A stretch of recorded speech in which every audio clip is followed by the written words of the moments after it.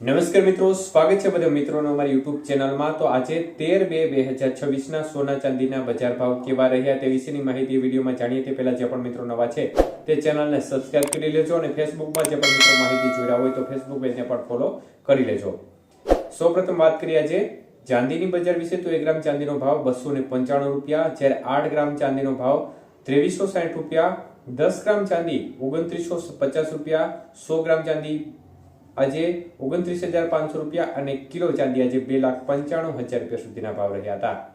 તો મિત્રો ખાસ કરીને આજે ફરી એકવાર ચાંદીની બજાર છે તેમાં માહોલ છે તે વધારા તરફી જોવા મળ્યો હતો અને પ્રતિ 1 કિલોએ આજે 5,000 રૂપિયાનો સામાન્ય વધારો જોવા મળ્યો હતો। આજના 22 કે સોનાના ભાવ જોઈએ તો 1 ગ્રામ સોનાનો ભાવ આજે 14,525 રૂપિયા, જ્યારે 8 ગ્રામ સોનાનો ભાવ 1,16,200 રૂપિયા, 10 ગ્રામ સોનું આજે 1,45,250 રૂપિયા અને 100 ગ્રામ સોનાનો ભાવ 14,52,500 રૂપિયા સુધી રહ્યો હતો। તો ખાસ કરીને આજે 22 કે સોનાના 100 ગ્રામના ભાવની અંદર 11,000 રૂપિયાનો ઘટાડો જોવા મળ્યો હતો।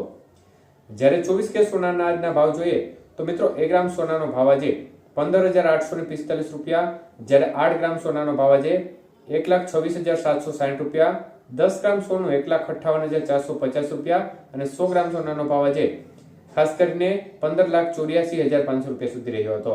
તો મિત્રો 24 કે સોનાના 100 ગ્રામના ભાવમાં 12,000 રૂપિયાનો ઘટાડો જોવા મળ્યો હતો।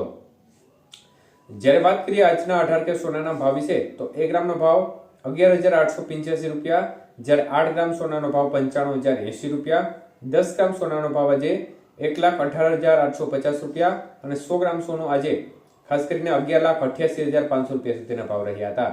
તો મિત્રો 18 કે સોનાના 100 ગ્રામના ભાવમાં આજે 9,000 રૂપિયાનો ઘટાડો જોવા મળ્યો હતો।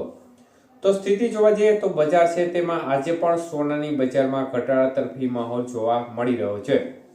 મુખ્યત્વે આમ જોવા જઈએ તો ખાસ કોઈ મોટી અસર જોવા મળી રહી નથી, પરંતુ એક પ્રકારે જે 2 દિવસથી માહોલ છે તે ફરી એકવાર ઘટાડા તરફી જોવા મળી રહ્યો છે। જોકે ચાંદીની બજારમાં માહોલ છે તે વધારા તરફી જોવા મળી રહ્યો છે અને પ્રતિ 1 કિલોએ આજે 5,000 રૂપિયાના વધારા સાથે 2,95,000ની સપાટી પર ચાંદીની બજાર જોવા મળી રહી છે। તો વૈશ્વિક પરિસ્થિતિઓ જોઈએ તો અમેરિકા ઈરાન વચ્ચેનો માહોલ છે તે થોડો શાંત થયેલો જણાઈ રહ્યો છે, પરંતુ અન્ય દેશો વચ્ચે તેમની સ્થિતિ અને ઘર્ષણ જણાઈ રહ્યું છે।